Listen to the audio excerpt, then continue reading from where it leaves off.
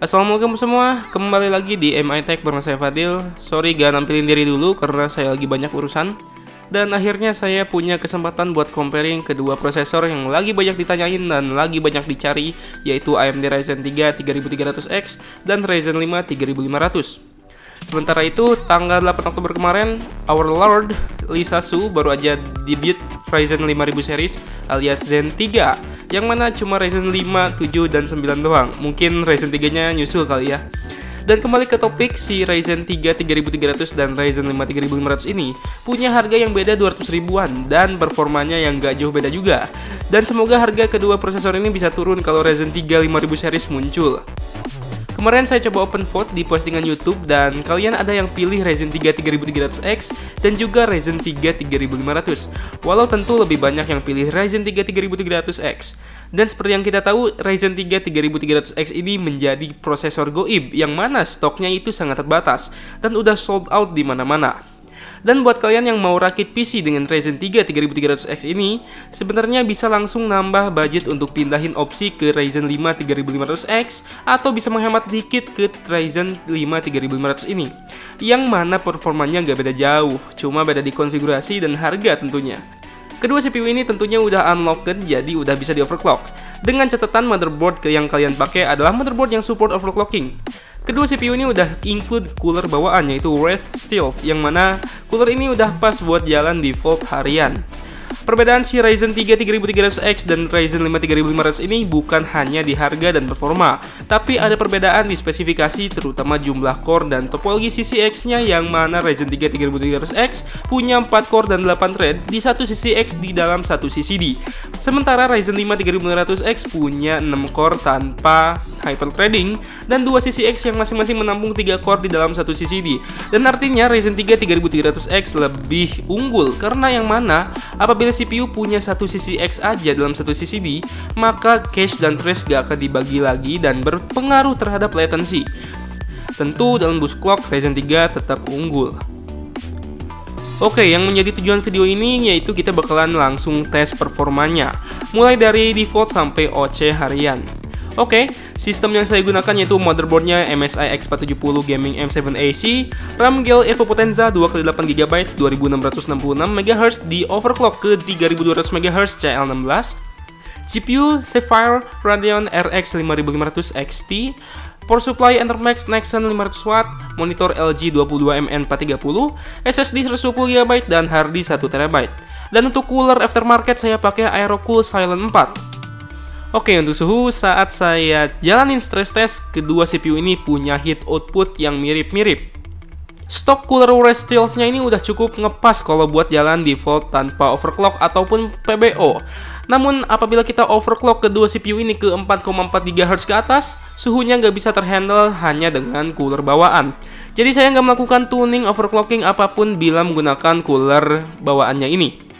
Sementara bila kita menggunakan cooler aftermarket, khususnya bertipe tower 12 cm 4 heat pipe, tentu udah cukup untuk mengoverclock kedua CPU ini dengan suhu yang relatif adem.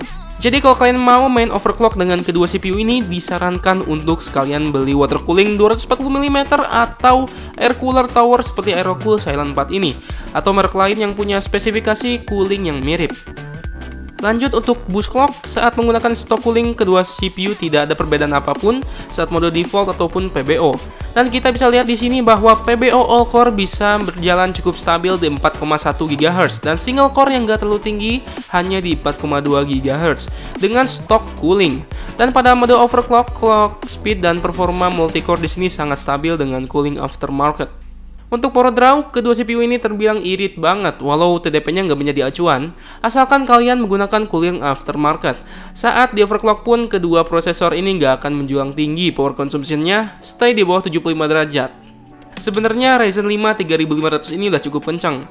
Dalam keadaan default aja di single core Cinebench, bisa lewatin Core i5 9400F, yang mana itu adalah CPU PC gaming yang laris juga di pasaran.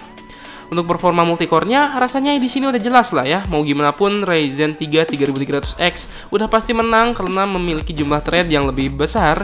Jadi udah bisa lihat dari performa multicore-nya yang nggak jauh beda. Performa multicore-nya pun saya tes dengan Blender Benchmark. Waktu render antara Ryzen 3 3300X dan Ryzen 5 3500 pun mirip. Sementara untuk dibandingkan Core i5 9400F tentu akan jauh. Meskipun i5 9400F punya jumlah core yang sama dengan Ryzen 5 3500. Jadi, apapun skenarionya selama itu memanfaatkan multicore, jelas kedua prosesor ini gak jauh beda performanya. Lalu selanjutnya tes encoding Huawei Realbench H264 1080p durasi 1 menit. Kita lihat di sini bahwa performance-nya nggak jauh beda juga. Dan untuk rendering video 4K XFCS dari render test Donut Films, kedua prosesor ini punya performance yang oke juga. Harusnya semua performa multicore-nya kurang lebih udah tergambar dari skenario-skenario tadi. Langsung ke 3D Mark First Strike untuk V6 ada di angka 12 ribuan untuk Ryzen 5 3500 default dan 14.000 kurang saat di overclock. Sementara untuk Ryzen 3 3300X dapetin skor yang lumayan lebih tinggi yaitu di 14.500-an saat default dan nyaris tembus 15.000. Jadi terdapat perbedaan yang cukup signifikan antara kedua CPU ini. Pada 3D Mark Time Spy-nya, CPU skor yang didapat berbeda tipis, baik dalam kondisi default maupun saat di overclock. Dan anehnya i5 9400F bisa push ke 5000-an skornya. Mungkin kali ini Intel 9400F mengerahkan semua core-nya untuk jalan boost di 3,9 GHz. Dan yang terakhir yaitu pengujian game yang pasti kelas Ryzen 3 3300X maupun Ryzen 5 3500 akan dipakai di resolusi 1080p. Karena untuk budget builder atau PC entry level gaming bakalan dimainin di resolusi tersebut. Untuk gaming kompetitif atau e-sport ada CSGO setting very low 1080p. Dan rata-rata FPS-nya dari kedua CPU ini berada di 350-an FPS dan pada saat overclock pun gak jauh beda, gak nyampe 380 FPS. Untuk game AAA yaitu GTA 5 setting very high tapi gak mentok ultra.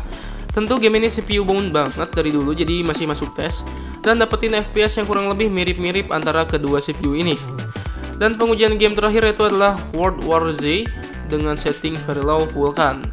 Di sini terlihat bahwa di game ini cukup CPU bound karena saat si Ryzen 5 di overclock 1% low dan average FPS-nya naik lumayan jauh sekitar 20 FPS.